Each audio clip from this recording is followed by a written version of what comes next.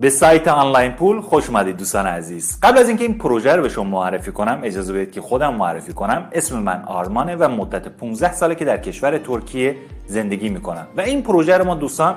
در سال 2018 با توجه به تغییراتی که من حدس زدم در دنیا قرار اتفاق بیفته به مدت 3 سال با برنامه‌نویسا و دوستانمون طراحی و برنامه‌ریزی کردیم و در حال حاضر استارتمون رو در دنیا زدیم. اگه شما دارید این ویدیو رو تماشا میکنید به احتمال زیاد اینو متوجه شدید که هر روزی که داره میگذره اقتصاد دنیا حالش داره بدتر میشه و در صورتی که اقتصاد دنیا رشد منفی ایجاد بشه اول از همه افراد عادی مثل من و شما